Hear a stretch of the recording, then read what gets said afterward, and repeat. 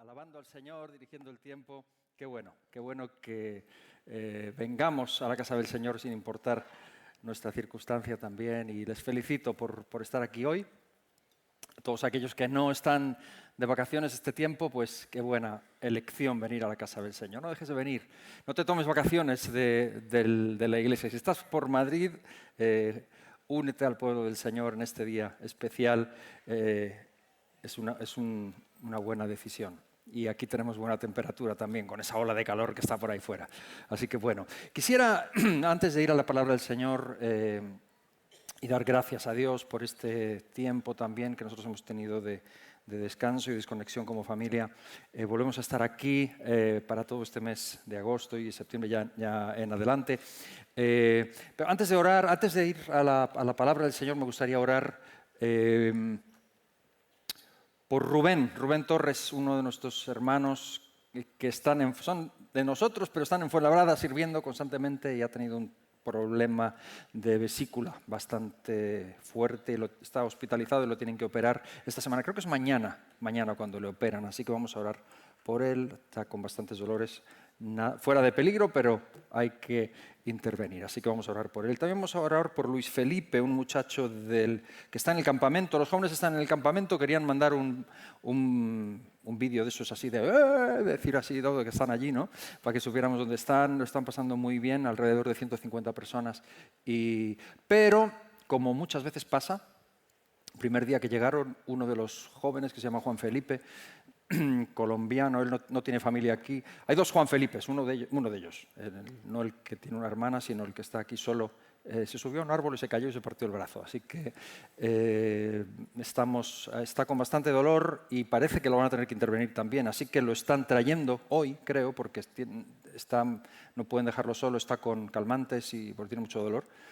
Así que en algún momento lo recogeremos en la estación y lo llevaremos al hospital para que también lo intervengan. Por lo demás, el Señor está haciendo su obra también entre los jóvenes allí y es un tiempo de bendición para ellos, así que oremos por ellos. Pero me gustaría orar tanto por Luis Felipe como por Rubén Torres, que será operado mañana, por Yemina, que estaba aquí con su pie estropeado. Vamos a orar por ella, que el Señor la recupere también.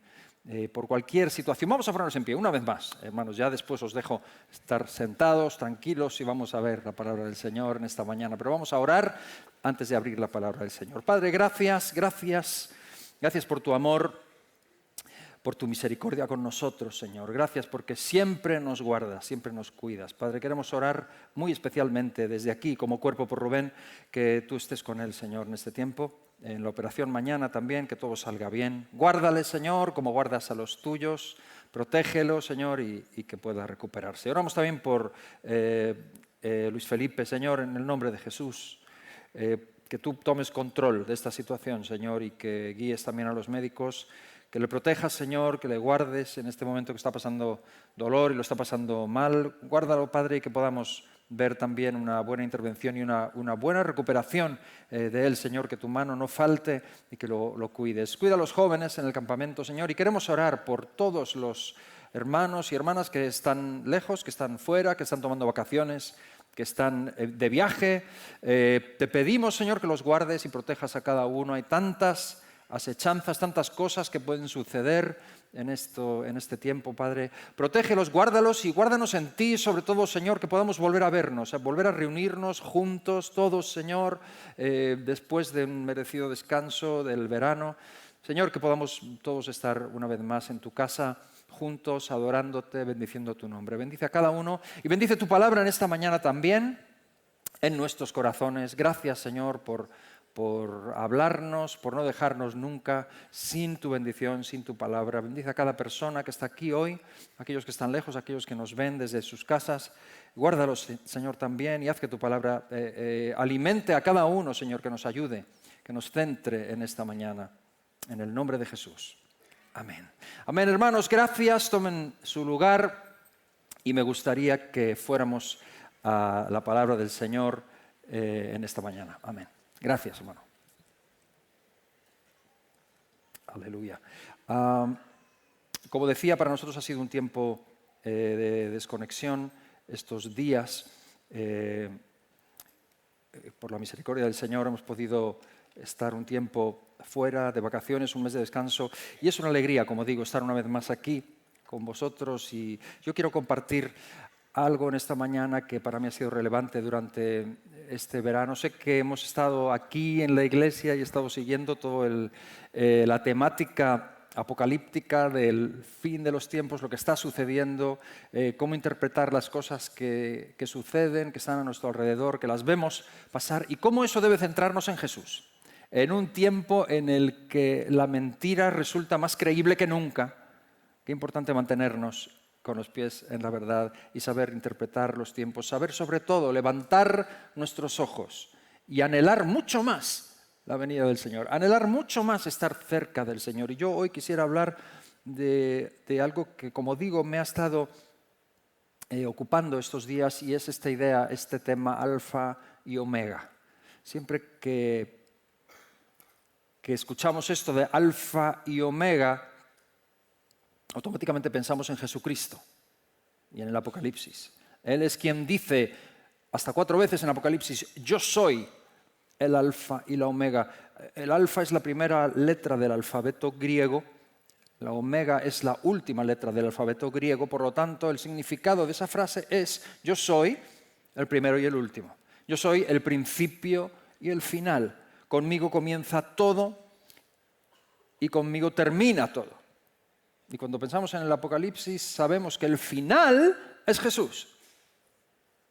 Lo que pasa entre medias son acontecimientos, pero al final está Jesús. Pero al principio también estaba Él. Y yo quiero terminar en Jesús, hablando del alfa y el omega, pero no quiero comenzar en Jesús, quiero comenzar en el Antiguo Testamento, quiero comenzar en un hombre muy sabio, el más sabio de su generación, desde luego, de su época, de toda la época bíblica, y muchos sostienen que el más sabio del mundo, de la historia, ¿no? Aparte de nuestro Señor Jesucristo, cuya sabiduría era absolutamente inspirada y sobrenatural, pero hablamos del rey Salomón. Y esos versículos que están ahí, Proverbios, Eclesiastés, son versículos de Salomón. Salomón es un hombre que es considerado el más sabio de todos. Y me llama la atención, y de esto quiero introducirlo con esto. Hay 3 libros de Salomón en la Biblia. ¿Quién sabe cuáles son? ¿Cuáles? Saben que yo estoy un poquito sordo. A ver. Ahí hay 2. Proverbios, Eclesiastés, ¿y cuál es el otro? Cantares. Ok, ahora un poquito más difícil. ¿Cuál es el primero, el segundo y el tercero? En orden cronológico.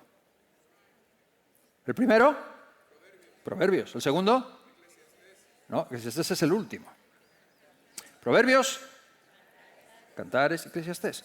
Proverbios se entiende que es el primero porque Salomón escribió es un hombre de una producción prolífica, muchos proverbios, miles. Y es una recopilación de las cosas que él, como joven, comienza a escribir como rey joven en su sabiduría, porque Dios le dotó con una sabiduría increíble, sobrenatural. Eclesiastés es el final, es un hombre viejo ya que ha vivido todo. Y dice, cuando lo lees parece que está deprimido. Vanidad de vanidades, todo es vanidad.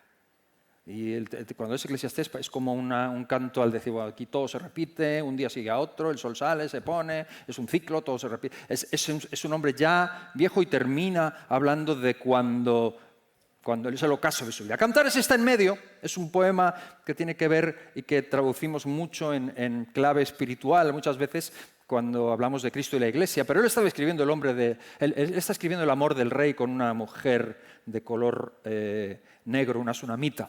Pero ese es el orden. Así que, hablando de alfa y omega, me gustaría leer el primer versículo o el comienzo del primer libro de Salomón, que es Proverbios, y el último de Eclesiastés, que es lo último que él escribe. Entonces, el primer versículo que él escribe es este, en Proverbios 1:7, el principio de la sabiduría es el temor de Dios. El principio de la sabiduría es el temor de Dios. Es el principio de su primer libro, del hombre más sabio. Dice que el comienzo de todo, el alfa, es el temor de Dios. Vámonos al último libro, último versículo del último libro que escribe, Eclesiastés, capítulo 12, versículo 13. Termina diciendo, el fin de todo discurso oído es este: teme a Dios y guarda sus mandamientos. Por lo tanto, el hombre más sabio dice que el alfa y la omega es el temor de Dios. De eso quiero hablar. El comienzo es el temor de Dios. El final es el temor de Dios. Y en medio hay una gran sabiduría, una gran disertación, gran experiencia. Muchas cosas de las que habla Salomón escribió, de todo: del amor, de las mujeres, de botánica, de riqueza, de sabiduría. O sea, una cosa tremenda, un despliegue impresionante de sapiencia y de experiencia. Pero el principio es el temor de Dios. El final es el temor de Dios. Y mientras mantenemos el principio y el final claro, todo lo que pasa en medio puede ser distinto, puede variar, puede oscilar, pero esto no puede cambiar. El alfa, la omega, el principio, y eso me impresiona. Me lleva a pensar en la simpleza del mensaje de Dios para nosotros. La simpleza de la vida de un cristiano, con toda su complejidad, con todas las variables. Hay algo fijo, el principio y el final. Teme a Dios. Comienza con el temor de Dios y termina con el temor de Dios. Es como si dijeras, acabáramos. Antes me lo hubieras dicho de entrada, que esa es un poco la clave, o que ese es el comienzo y el final. Me parece sobrecogedor eso. Y es algo que pasa casi en toda disciplina, el regreso a la simpleza. Yo soy músico y yo, lo de componer es algo habitual, normal para mí, como leer y escribir. Cuando escucho composiciones, cosas que yo hice con 20 años, no sé a cuántos os pasa eso, de que cuando veis cosas que habéis hecho ves fotos tuyas hace 20 años y dices, madre mía, ¿quién me vistió? ¿No? ¿No os pasa eso? Con estos jóvenes que ahora se creen tan modernos, no hace falta estar muy en el espíritu para profetizarte, que dentro de 20 años cuando lo vean van a decir, ay. Es así, no te sulfures, es así. Yo cuando escucho composiciones mías de hace 20 años, 30 años, digo, wow. O sea, noto una inquietud inventiva, nos ponemos creativos. Cuanto más tiempo pasa, vuelvo cada vez más a la simpleza. A lo más simple, sota, caballo y rey. Pasa en muchas cosas, pasa en cantidad de disciplinas, sucede constantemente como que es muy simple en realidad y lo complicamos mucho. Me acuerdo del gran Sócrates que después de saber tanto dice, solo sé que no sé nada. Dices tú, ¿what? O sea, pero si tú eres... Y dice él, cuanto más sé, menos sé. Y me impresiona esto de Salomón. O sea, en Proverbios el joven es invitado a comenzar con el temor de Dios. En Eclesiastés el viejo es invitado a terminar con el temor de Dios. O sea que después de toda una vida es como si dijera, tenías razón desde el principio. Era verdad. El temor de Dios es el alfa y la omega de la sabiduría bíblica. No es una estación de paso. Es el marco, es la base y es el destino. Y Salomón, con todo su acierto y sus aciertos y con sus errores, nos habla desde los dos puntos, desde los dos extremos de la vida, diciendo lo mismo. Temor de Dios, temor de Dios. Y de esto quiero hablar. Quiero ser muy telegráfico. Hay muchos versículos que hablan de esto, pero quiero hacerlo muy, muy bosquejado. Me gustaría hablar simplemente en tres partes. Vosotros sabéis que soy muy esquemático. Me gustaría hacerlo así simplemente. Primeramente, el concepto en el Antiguo Testamento. El concepto del temor de Dios en el Antiguo Testamento. Después, lo que yo llamo una segunda fase que yo llamo la ley del péndulo. Y una tercera, el concepto en el Nuevo Testamento. El concepto del temor de Dios. En el Antiguo, la ley del péndulo. Y el concepto en el Nuevo Testamento. Si hablamos de comenzar con el temor de Dios y terminar con el temor de Dios. Vamos a ello.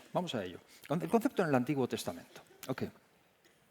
En el Antiguo Testamento el concepto del temor de Dios está muy presente, constantemente. Y vas a ver lo actual que es esto. Y quiero hablar del concepto del Antiguo Testamento viendo algunos versículos, ¿no?, del Antiguo Testamento en los que se habla del temor de Dios. Por ejemplo, cuando se habla del paganismo, hay un versículo que está en Génesis 20, versículo 11, que nos deja ver muy claramente el concepto este. Cuando Abraham llega a un lugar donde no conocen a Dios, dice esto. Abraham respondió, dije para mí, ciertamente no hay temor de Dios en este lugar y me matarán por causa de mi mujer. Abraham miente respecto a Sara y dice que no es su mujer porque sabe que en ese sitio donde no hay temor de Dios, cuando vean a la mujer tan guapa que tiene, se lo quitan de en medio porque quieren a la mujer. Y dice, voy a decir que es mi hermana, así por lo menos no me matan. Y Abraham incurre en un grave error, pero porque llega a un lugar en el que no hay temor de Dios. Este es el concepto en el Antiguo Testamento. Voy a un sitio en el que no existe el temor de Dios. Esta gente no tiene temor de Dios y como no tiene temor de Dios son capaces de hacer este tipo de cosas. Y en el paganismo, que no existía el temor de Dios, vemos constantemente en el Antiguo Testamento cosas tremendas, barbaries increíbles, porque existe una creencia, el ser humano es espiritual, tiene una necesidad, pero si no conoce al Dios verdadero y lo teme, como principio de su vida, se entrega a cualquier tipo de, no sé, los astros, las constelaciones, no sé qué, madre naturaleza y no sé cuántos, y mezclan y aquí por allá y no sé cuántas divinidades, y entonces ahora para aplacar la ira de los dioses pues somos capaces de quemar a nuestro hijo. Cosas así que Abraham dice, aquí no hay temor de Dios. Ojo, ojo.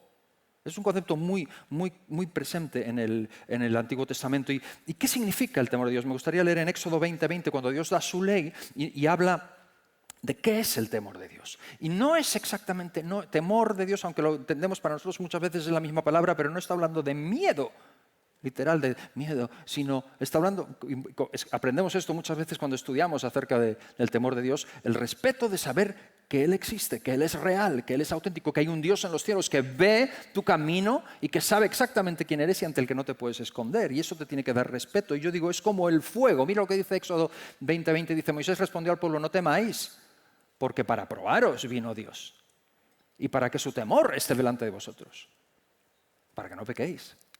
Lo que prevenía al pueblo de pecar desenfrenadamente, no de pecar, porque pecar, y el temor de Dios no es el que nos quita el pecado, lo que nos quita el pecado es la muerte de Jesús, la gracia del Señor, y hablaremos de eso, pero el temor de Dios les prevenía de pecar, y no era un miedo, pero es como el fuego, yo al fuego no le tengo miedo. Ayer tuvimos una barbacoa y yo estoy montando una en mi casa y me encanta, el fuego es mi amigo, pero ojo, a meter la mano.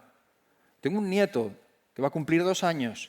Y te digo una cosa, a mí si mi nieto viene corriendo, se tropieza o hace alguna tontería, yo como abuelo trato de protegerle y yo sé que tiene que aprender, pero hombre, si se arrima mucho al borde y se va a caer, lo cojo. Yo sé que tiene que aprender, pero no le voy a dejar que se parta la nariz contra el suelo. Pero el fuego, como mi nieto meta la mano, el fuego no lo va a perdonar. El fuego no va a decir que tiene 2 añitos, venga, no le vamos a quemar. No.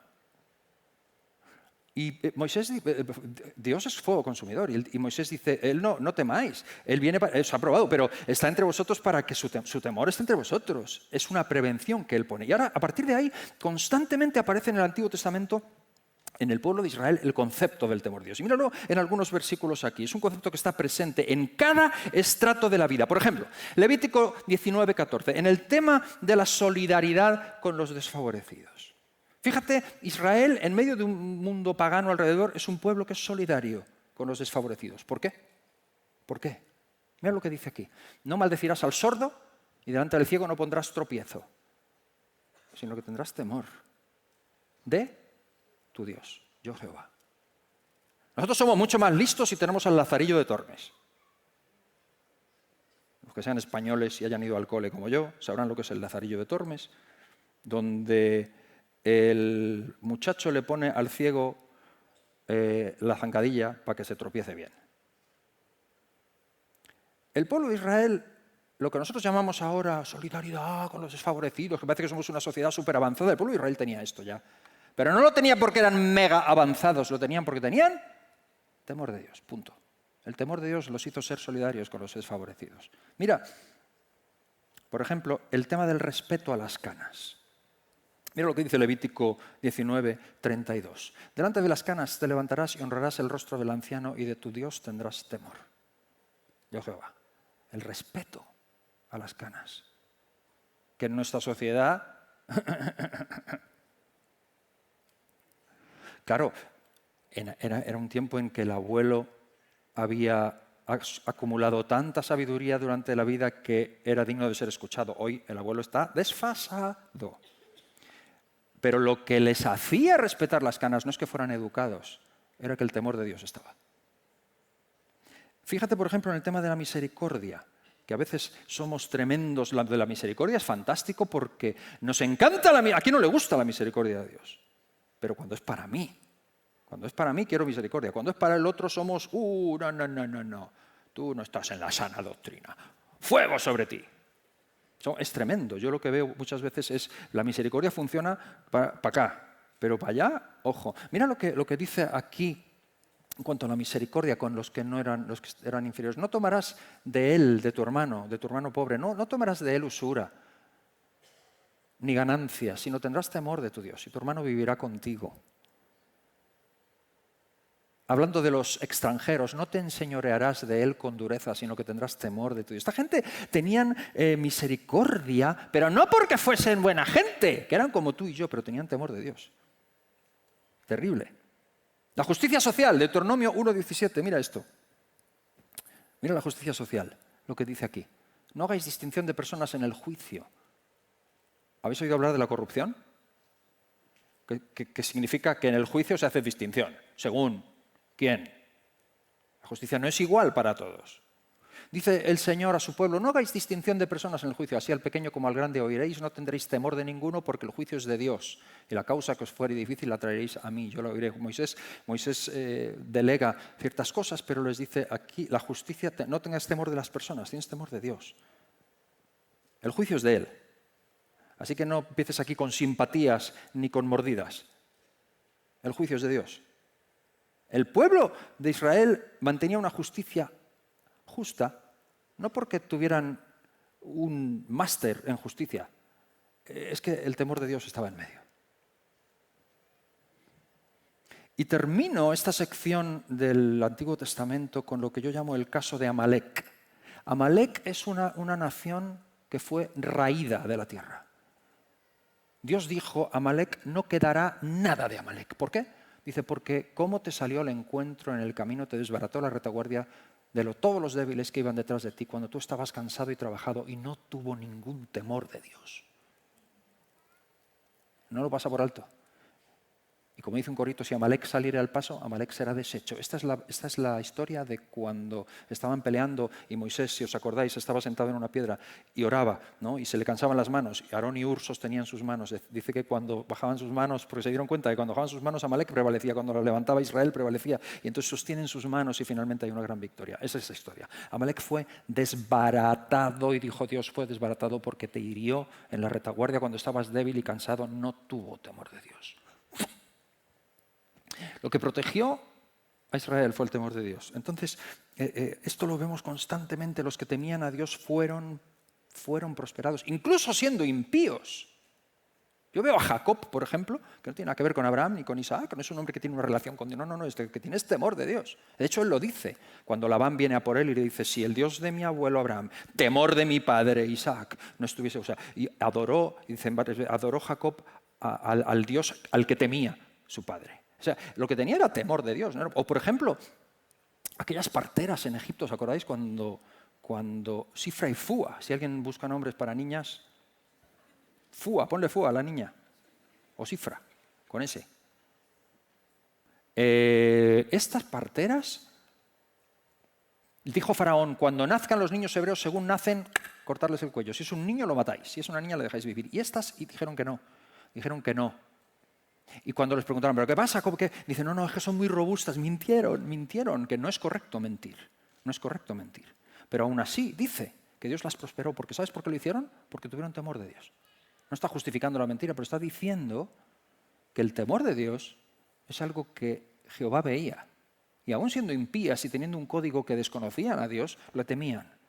Y Dios considera eso. Dios lo considera. Esto es lo que pasa en el Antiguo Testamento y así sucede muchas veces.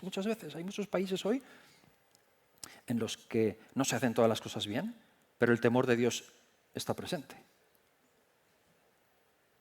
Pasa eso. No podemos, a veces cuando hablamos de países o de políticas o de sistemas, y tú dices, no, o sea, evidentemente los sistemas humanos todos fallan por algún lado, pero yo me doy cuenta de que cuanto más avanzamos, cuanto más prosperamos, el progreso, y todos estamos a favor del progreso y las cosas buenas que nos trae el progreso, pero escúchame, ya hemos estado hablando de Apocalipsis en estos días. El progreso de la historia nos va llevando cada vez más lejos de Dios y de su temor, hasta que llegue un día en el que se implante el reinado justo del Mesías. Cuanto más progreso, yo veo a veces lugares en los que el concepto de Dios está presente todavía. Lugares en los que yo llego y le digo a una persona, Dios te bendiga, y aún sin ser creyente me dice, amén. Y a lo mejor tienen un nivel de delincuencia que tú dices, están más perdidos. O sea, ¿esto qué es? Esto no es una sociedad cristiana. Pero el concepto del temor de Dios de algún punto está. Cuando yo veo entre nosotros muchas veces en nuestra sociedad occidental, Dios está desfasado. Entonces, el tema del temor de Dios es simplemente el principio de la vida y el final de la vida. El principio de la sabiduría y el fin de todo discurso. Ahora, ¿no es esto un concepto antiguo testamentario? ¿No es esto algo que pertenece al Antiguo Testamento? Claro que sí. Yo soy un predicador de la gracia. Por gracia sois salvos por medio de la fe, esto no de vosotros, pues es donde Dios no por obras para que nadie se gloríe. Después veremos ese versículo también, pero ¿no es esto un concepto del Antiguo Testamento? Yo creo que sí. Yo estoy en contra de los que mantienen una idea del Antiguo Pacto estando en el Nuevo Pacto. Sí. Es cierto eso, y creo que no tenemos que confundir. Por eso quiero hablar, y paso al segundo punto, algo que parece complicado, pero que es bien simple, en realidad es muy simple. Yo lo he llamado la ley del péndulo. ¿A qué me refiero con esto, a la ley del péndulo? Me refiero, y en esta fase, en este segundo punto, quiero hacer algo de testimonio personal. ¿A qué me refiero? Me refiero a mis comienzos como cristiano. Yo crecí en una sociedad en la que ser cristiano era ser un bicho raro. Crecí en una sociedad, no solo era ser un bicho raro, era difícil. Y mis comienzos como cristiano, como niño, que me salieron los dientes entre los bancos, digo yo siempre, de la iglesia, fueron de miedo, pero miedo de verdad. Yo tenía miedo como niño. Hasta el punto de que yo no quería ser cristiano, yo quería ser normal, como la gente. Porque era complicado. Me gustaría que viéramos aquí una foto. Esta foto que van a ver aquí, yo no sé cuántos reconocen a ese hombre se llama Arthur Blessitt. ¿Alguien sabe quién es Arthur Blessitt? Excepto Pepito y Margarita aquí, que ya sé que sí. ¿Alguien más? Alguno. Arthur Blessitt es un hombre... Bueno, esto lo podéis googlear, porque lo podéis en Google, o sea, en YouTube, tú pon Arthur Blessitt, pon su nombre, Arthur Blessitt, y él cuenta, es un hombre ya mayor. Ahí, en esa foto, está joven, eso es en el 72. Ahora es un señor con el pelo blanco y cuenta su testimonio. Es un hombre que era pastor en su iglesia en no sé dónde, en Estados Unidos, y un día el Señor le llama y le dice, pastorea una gran iglesia con una cruz, así como esa, o más grande, no sé. Yo era muy pequeñito, yo cuando le veía con la cruz, yo digo, madre mía, qué pedazo de cruz, pero debía ser algo así. Y sintió que el Señor le dijo, saca la cruz de ahí y vete a predicar el Evangelio por todo el mundo. Y el hombre cogió la cruz, la arrancó y se dedicó su vida. Y cuenta ese testimonio, lo podéis ver en Google, podéis Arthur Blessitt en YouTube y lo veis. Y cuenta de los países en los que estuvo y los testimonios de cómo el Señor le usó. Y él dice cosas como, si el Señor usó a un burro como a mí, puede usar a cualquiera, ¿no? Algo así, porque el hombre se ve que no tenía mucha cultura ni información, pero eso fue lo que hizo. Y se fue a países donde estaba prohibido. En el 72 llegó a Madrid, llegó a España. Me acuerdo, tiempos de Franco. Este hombre a mí me marcó fortísimamente, porque cuando llegó era algo que estaba prohibido, y llegó, y entonces resulta que entra, lo primero que le hacen es que le obligan a poner una ruedecita en la cruz para que no nos raye el pavimento, porque nosotros somos muy limpios, aquí lo tenemos todo muy bien, ya te digo cómo estaba aquello, pero bueno. Y llega el hombre, pone su ruedecita y viene testificando el Evangelio, te pegaba pegatinas a las personas aquí y decía, Cristo te ama. No sé, me acuerdo de eso. Me acuerdo de los jóvenes, Pepito y Margarita, que lo veis aquí sentado con el pelo blanco, eran los jóvenes de la iglesia, que salían a testificar con él detrás de él. Estaba prohibido. Y se organizó algo en Zaragoza. Y este hombre llegó, y esa foto es de Madrid, llegó a la Plaza Mayor. Y yo no sé ¿de dónde salieron los evangélicos? Debajo de las piedras, que estaban allí, en la Plaza Mayor. Estábamos todos allí con él. Esa foto, si veis al que está detrás de él, es mi padre. Eso es una captura que yo he tomado del YouTube. El hombre entra en la Plaza Mayor, está desierta, y cuando llega al centro donde está la estatua, empiezan a salir los grises, se llamaban, de detrás de los arcos, policía, cargando contra él. Le agarran, le empiezan a pegar, le tiran de las piernas, lo tiran, se hizo me acuerdo de la herida en el codo que se hizo al caer. Aquel día arrestaron a 30 pastores con él. Mi padre cayó con ellos también. Se lo llevaron. Aquella noche cuando me dijeron que papá no volvía a casa y que era por esto, fue cuando yo supe que nos jugábamos algo más que una religión, que una opción. Y te digo, yo tenía miedo. Tenía miedo. Y crecí en un ambiente de miedo. Esto cambió mi concepto del Evangelio cuando yo era niño. Y mi padre, que bueno, creo que al día siguiente, por mediación de no sé quiénes y no sé cuántos, al final soltaron los 30 pastores porque todos los evangélicos... Aquello fue, a los niños nos sacaron de la Plaza Mayor rápidamente, obviamente no sabíamos bien qué pasaba. Pero mi padre después, bueno, teníamos un pequeño local en la calle Hermanos del Moral. Bueno, habíamos empezado en mi casa en Moratalaz, que yo me crié en el barrio madrileño de Moratalaz. Teníamos un piso, un bajo, en el que se hacían cultos. Eso fue antes, incluso. Mi padre tocaba el acordeón, a mí me daba una pandereta. Y cantábamos allí. Claro, estaba prohibido hacer ese tipo de reuniones. Y se oía todo, se ponían a cantar. Y había una hermana, además, que normalmente en el tercer corito, segunda estrofa, empezó a hacer... Y yo con la pandereta me metía debajo del sofá. Un miedo. Y una sensación de que, porque claro, ellos se iban de allí, pero yo vivía allí. ¿Sabes? O sea, la gente, eso se oía todo. Al día siguiente, cuando íbamos al colegio, todos los niños, pues había un círculo de vacío alrededor de mis hermanas y yo. Y era una cosa como que estos son los que hacen brujería o algo raro en la casa. A mi padre le daba igual, decía que había que predicar a tiempo y fuera de tiempo. Y recuerdo cuando tenía una pegatina en el coche que ponía lea la Biblia. Y en la plaza de Atocha le paró un policía, le dijo que lo tenía que quitar, que eso era proselitismo. Y mi padre se puso a discutir con el guardia, porque mi padre era fuerte. Y yo decía, cállate la boca, papá, te van a llevar otra vez. Le obligó a quitarla, y mi padre enfadado. Al día siguiente, lunes, le faltó tiempo para ir a la primera papelería y comprar letras de estas que se pegan, y empapeló el coche. Jesucristo viene, regresa, reinará, no sé qué. Y a partir de ahí se empezó la historia de las bandas, se inventó unas bandas para coches, que en aquel tiempo los cristianos las ponían en el coche y ponía Jesucristo, Él es Dios, Él es Señor, que por cierto durante mucho tiempo fue el lema de nuestra iglesia, en nuestra iglesia pequeñita ponía Jesucristo y ahí ponía Él es Dios, Él es Señor. Luego ponía regresa y reinará, porque había dos bandas, una era Él es Dios, Él es Señor, otra era regresa y reinará. Y los evangélicos en España cuando se cruzaban por las calles se saludaban y sabían que eran cristianos porque llevaban una banda que decía Jesucristo, Él es Dios y Él es Señor. Ahora llevamos un pececito que es mucho más discreto.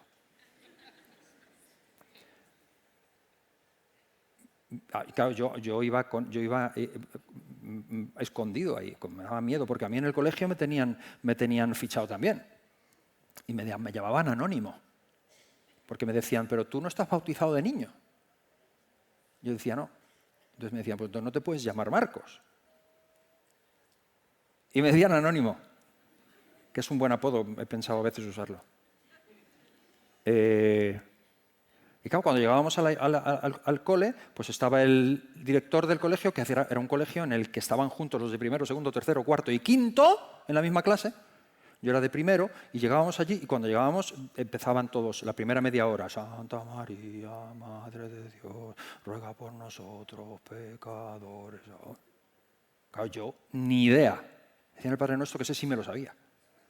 Pero, claro, yo llegué a casa y le dije a mi padre, papá, tienes que enseñarme unos poemas, unas cosas que recitan, que yo no me las sé. No puedo ser parte. Y mi padre dijo, ¿qué? Y yo digo, Santa María, algo de ruega por nosotros. Le faltó tiempo a mi padre. Al día siguiente nos acompaña al cole. quiero hablar con el director. Y allí al frente de todos con nosotros les dice, estos 3 míos que ve usted aquí son diferentes. Y yo decía, cállate la boca, ya me llaman anónimo. Ahora, dice, así que cuando hagan sus rezos a estos 3 me los saca, por favor, aquí fuera en la terraza, para que no participen. Y allí nos tenías, todos los días. Lloviera, nevara, hiciera calor, frío, en la terraza. Y dentro, Santa María, y nosotros aquí, Madre de Dios, ruega. Eso nos lo sabíamos, aunque fuera para entrar en calor. Miedo. Y entonces me acuerdo que venía algún predicador, que en aquel tiempo recuerdo, y nunca olvidaré que dijo, la expresión no temáis está 365 veces en la Biblia, una para cada día del año. Y no teníamos Google para saberlo, así que no podíamos comprobarlo. Pero yo me la creí. Me creí que Dios estaba conmigo y que no tenía que temer porque Él estaba conmigo. Y así crecimos. Mi padre compró unas furgonetas y las rotuló, íbamos con esas furgonetas por la calle. Dios mío de mi vida, salíamos a testificar. Cabían 9, entrábamos 16 y una guitarra. Salíamos por las plazas a testificar. Teníamos 10 minutos, que es lo que tardaba la policía en venir. Y ya lo sabíamos, entonces íbamos cambiando porque no nos jugábamos al ratón y al gato muchas veces en aquellos tiempos. Y orábamos, pero curiosamente nos esperábamos con más miedo, con más miedo. Pero lo que digo que es curioso es que yo me pasaba la semana esperando que llegara el sábado. Porque era lo único que teníamos. Entonces decían, no temáis a los que matan el cuerpo, temed a Dios. ¿Por qué digo la ley del péndulo? Porque yo creo en la gracia de Dios. Yo soy un predicador de la gracia. Yo creo que la gracia es lo que nos salva y proclamo que no hay otro evangelio. Y estoy en contra de los fariseos modernos y estoy en contra de los que viven en el antiguo pacto. En lugar de vivir en el nuevo pacto, necesitamos predicar el evangelio, cumplir la gran comisión, adaptar formas y no comprometer el mensaje, etcétera, etcétera, etcétera. Pero también creo en el fenómeno de la ley del péndulo. ¿A qué me refiero? ¿Podemos ver otra foto aquí? Mira eso. Eso es actual. Eso no es de cuando yo crecí. Eso es de ahora. Y esto me recuerda a cuando vino a visitarnos no hace muchos años un hermano del mundo musulmán que traía una fatua, una sentencia de muerte del ISIS, porque había fundado iglesias en su país y estaba aquí de refugiado. Nunca supimos dónde vivía. Vino aquí con su esposa, con 4 hijos y la mujer embarazada de gemelos. Y vino aquí y nos decía, nos enseñó, yo la vi, no importa dónde vayas, al país que vayas, donde te escondas, te encontraremos, te cortaremos la cabeza a ti, a tu esposa y a tus hijos. Y él estaba aquí refugiado. Y tuvimos una sesión con él, los pastores, aquí, en este edificio. Y después fuimos a comer juntos, tuve el privilegio de sentarme con él a la mesa y hablar con él. Y él decía, oye, pero vosotros creéis que Jesucristo vuelve, ¿no? Yo digo, sí. ¿Y creéis que la gente se va al infierno sin Jesús, no? Yo digo, sí. Y me dice, ¿y entonces qué hacéis viendo el Madrid-Barça?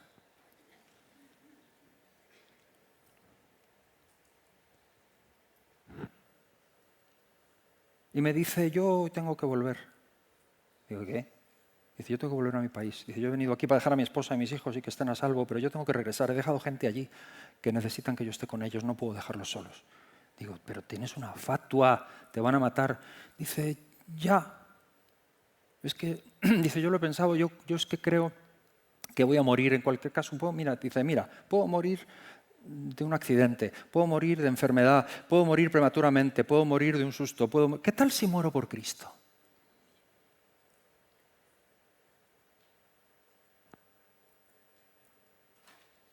y me dice, ¿te vienes? Que fue cuando alguien me pegó una patada por debajo de la mesa, como diciendo, ¡epa, quieto, que te veo la cara de tonto! Claro, yo sé dónde está mi lugar y todo eso, y entiendo. Pero me pregunto, porque ahora no tenemos miedo de nada, vivimos en una sociedad en la que ya no nos van a perseguir, ni nos van a matar por cosas así, ni nos van a... ¿Sabes? Tenemos nuestros derechos, no tenemos miedo a nada. Me pregunto si con el miedo que se nos fue a la sociedad, si no se nos fue también algo del temor de Dios. Me lo pregunto. Porque resulta que si vuelves al principio y al final, resulta que el temor de Dios es algo que gobierna, si gobierna tu vida, sabes dónde estás. Pero es muy fácil en sociedades como las nuestras perder el temor de Dios en nombre de una mal entendida gracia. Perder el temor de Dios en nombre de una mal entendida gracia. Y en este punto de la ley del péndulo lo que yo quiero resaltar es que necesitamos recuperar el equilibrio. Y recuperar el equilibrio quiero leer este pasaje que mencionaba yo antes en Efesios 2, 8 al 10, porque por gracia sois salvos. Lee esto, por medio de la fe. Y esto no de vosotros, pues es don de Dios, no por obras, para que nadie se gloríe. Porque somos hechura suya, creados en Cristo Jesús para buenas obras, las cuales Dios preparó de antemano para que anduviésemos en ellas. El temor de Dios no nos salva. Nos salva la gracia. Pero el temor de Dios nos protege. Nos ayuda. Yo digo que el temor de Dios es como el GPS. La fe en Jesús y la gracia de Dios es como el vehículo que nos lleva al destino.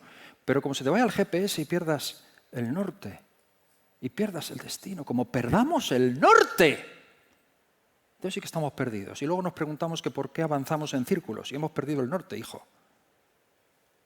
Y claro, no avanzo.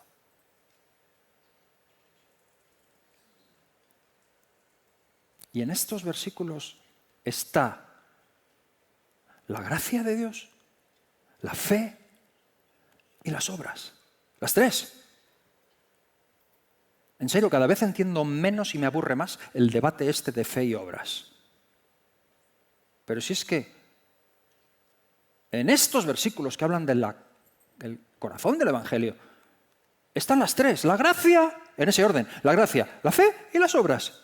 En ese orden. O sea, las obras están en tercer lugar, pero están presentes. Es que no entiendo un cristianismo sin obras que siguen a la fe. No somos salvos por obras, pero somos salvos para obras. Somos salvos por gracia, por medio de la fe, para obras que Él preparó. Y no existe un cristianismo sin esto. De hecho, las obras se constituyen no en nuestro medio de salvación, pero sí se constituyen en el comprobante más fiable de si nuestra conversión es auténtica o no. No me vengas, dices, ¿es bíblico o no? Dice Santiago, muéstrame tu fe, yo te mostraré mis obras. ¿No quieres entender, hombre vano, que la fe sin obras es fe muerta? Porque también los demonios creen y tiemblan. Entonces, el orden es el orden. Y es importantísimo. Pero están presentes las tres, ¿o no? ¿O no? ¿O no? Por tanto, es inaceptable un cristianismo que excluye las obras y que justifica una vida lejos del temor de Dios, amparándose en una gracia malentendida. Por lo tanto, tenemos que repetir eso. El temor de Dios no nos salva, pero sí que nos da un norte. Es absolutamente central el mensaje de la gracia. Pero una pérdida total de absolutos por haber perdido el temor de Dios nos desviará del camino finalmente. Y para ello quiero ir al último paso, al último epígrafe, el concepto en el Nuevo Testamento. ¿Por qué? Para ver simplemente si el temor de Dios es algo que está o no está en el Nuevo Testamento. Porque si solo es del Antiguo Testamento y no está en el Nuevo Testamento, pues entonces es como lo de comer carne o cierto tipo de dietas que son para cierta cultura, pero entonces no lo quiero. O sea, lo tomo, es una sabiduría, lo que tú quieras, pero a ver, vivimos en otra época. Pero si está en el Nuevo Testamento, entonces a lo mejor tengo que prestarle algo de atención y recuperar el equilibrio. Debería considerar si esto es algo que es para mí hoy o no. Si no es algo totalmente ajeno a mi tiempo, si no es algo desechable, pensando, no, es que eso ahora vivimos en la gracia. Claro que vivimos en la gracia. Y el temor de Dios sigue siendo el principio y sigue siendo el final. Entonces, por ejemplo, la santidad. ¿La santidad es bíblica? ¿Es del Nuevo Testamento o no es del Nuevo Testamento? 2 Corintios 7:1. Dice el apóstol Pablo: así que, amados, puesto que tenemos tales promesas, limpiémonos de toda contaminación de carne y de espíritu, perfeccionando la santidad en la gracia, en el temor de Dios. Nuevo Testamento, Pablo, apóstol de Jesucristo. Salvos por gracia. Pero cuando hablamos de la santidad, ¿entiendes el concepto de la santidad? Dice él que la santidad se perfecciona. Claro que somos salvos por gracia, somos santificados por gracia, pero la santidad dice perfeccionadla en el temor de Dios. Significa que es un concepto del que no puedes pasar porque estás viviendo en esta época. Sigue siendo importante. O si no, recuérdame lo que dice en Hebreos 12:14, cuando dice seguid la santidad sin la cual ninguno verá al Señor. ¿No? O si hablamos del sometimiento, Efesios 5:21. Mira lo que dice aquí. Aquí está hablando del matrimonio, pero está hablando de algo más. Está hablando del trato unos con otros. Someteos unos a otros no dice en la gracia de nuestro Señor Jesucristo, que lo podía decir, que lo dice muchas veces. Someteos unos a otros en el temor de Dios. O sea, que yo me someto el uno al otro por temor de Dios. A veces no me cae lo suficientemente bien como para someterme, pero lo hago por temor de Dios. A veces hay cosas que todavía no están transformadas en mí, el Espíritu Santo todavía las tiene que transformar, pero si el temor de Dios está presente, las voy a hacer porque tengo temor de Dios, porque me guía el temor de Dios, porque mi corazón está bajo su temor y estoy en un proceso de ser cambiado. Lo uno no quita lo otro. Y a veces pasa esto, y aquí está hablando del matrimonio, ¿no? A veces hay gente que no, mi matrimonio no funciona. Porque yo pregunto, ¿qué tal está el temor de Dios? Pues te voy a decir algo.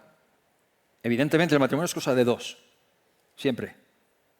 Si en ambos el temor de Dios es un concepto, si en ambos el temor de Dios es un concepto, se te solucionan la mitad de los problemas. Si el temor de Dios es un concepto, si el temor de Dios está presente.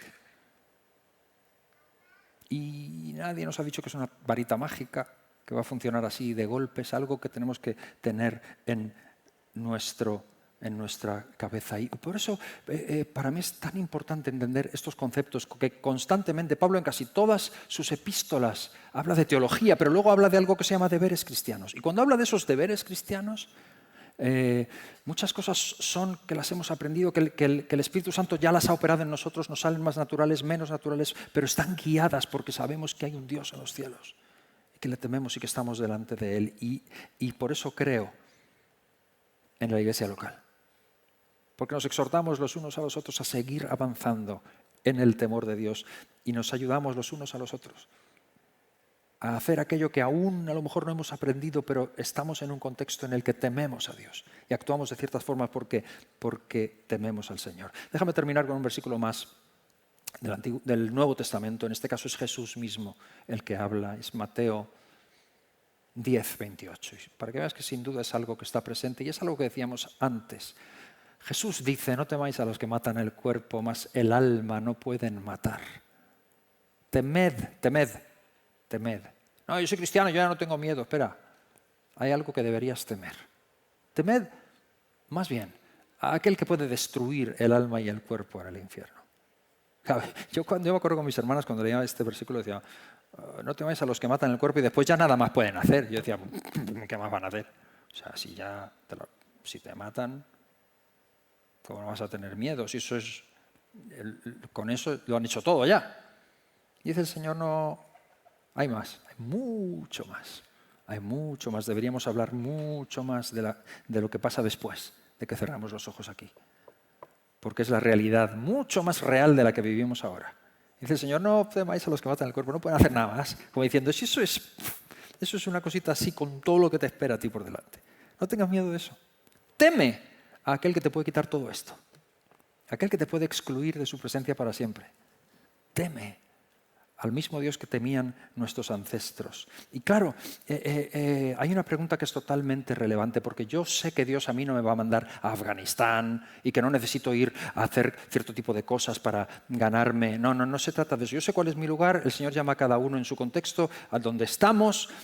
Dios nos llama a vivir con el temor de Dios donde estamos. ¿Qué implica vivir con el temor de Dios en el lugar en el que tú te encuentras hoy? Hay una pregunta que es totalmente relevante. Yo no quiero infundir temor al corazón de nadie, pero la pregunta es esta: ¿a quién temes más? ¿A Dios? ¿O a los compañeros de trabajo? ¿A quién temes más? ¿A Dios y sus conceptos en la palabra? ¿O a los vecinos? ¿A quién temo más? ¿La opinión de Dios o la opinión del hombre? ¿Qué temo más? ¿Lo que Él pide de mí o los likes en mis redes sociales? ¿Qué me impulsa más y qué es más importante para mí? Porque escúchame, tus compañeros, la gente, no te van a crucificar, no te van a quemar, no te van a despellejar, no te van a matar a flechazos, pero te van a hacer moving, te van a hacer bullying, te van a cancelar, te van a hacer sentir el bicho más raro del planeta, te van a hacer sentir retrógrado, del siglo no sé qué, Sí. Y eso puede influir seriamente en muchos aspectos prácticos e importantes de tu vida. ¿A qué le temes más? ¿A qué le temo más? Esa es nuestra pregunta hoy. Wow. Y esa es la pregunta que nos puede equilibrar. Y así quiero yo terminar, como hemos empezado, con Salomón, que empieza diciendo: el principio de la sabiduría es el temor de Dios. El fin de todo discurso oído es el temor de Dios. Y te das cuenta de que es así de simple y va a resultar que todo coincide. Todo coincide. Porque si resulta que el principio es el temor de Dios y el final es el temor de Dios, si resulta que el temor de Dios es el alfa y la omega, y resulta que estamos hablando de la sabiduría de Salomón, el principio de la sabiduría y el final, el alfa y la omega, es la sabiduría, es el temor de Dios, y resulta que en el Nuevo Testamento Jesús es el alfa y la omega. Y Pablo dice en Corintios que Jesús nos ha sido hecho por Dios sabiduría. ¿No es increíble que el Evangelio de la Gracia no contradice al temor de Dios, sino que es todo lo mismo? ¿No es increíble que en Jesús encontramos y entendemos y vivimos el temor de Dios? Cuanto más tengamos a Jesús, más real es en nosotros el temor de Dios. Los antiguos lo tenían como un concepto sin Cristo. Nosotros tenemos a Cristo, no podemos perder el concepto. Es en Cristo y con Cristo en nosotros cuando realmente podemos vivir ese concepto. Por lo tanto, no hay nada más importante que tener a Jesús, que es el principio y el final, el alfa y la omega. Es el temor de Dios. Es vivir sabiendo que nunca estás solo, que nunca estás sola, que siempre hay alguien que te contempla, que te ve, que sabe quién eres, que vive contigo. Es más, en esta época, si tienes a Cristo, vive en ti.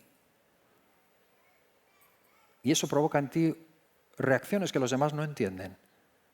Son provocadas por un principio que vive en ti, que es el temor de Dios.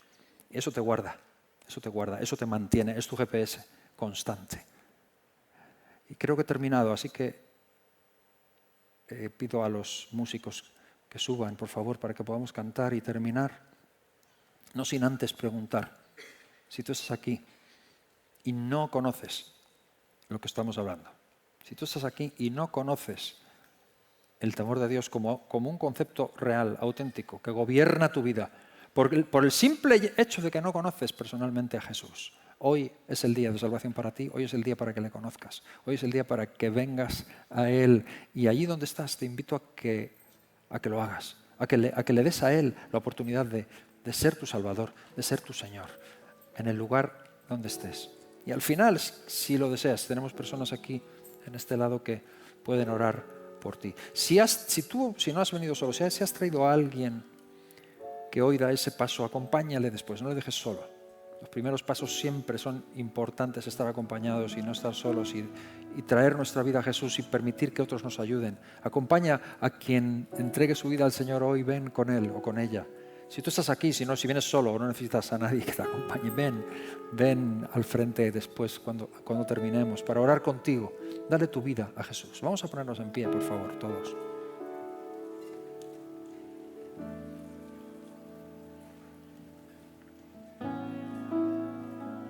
Señor, gracias por tu palabra, gracias porque tú nos amas, porque tú nos sigues hablando. Gracias por hablarnos también hoy.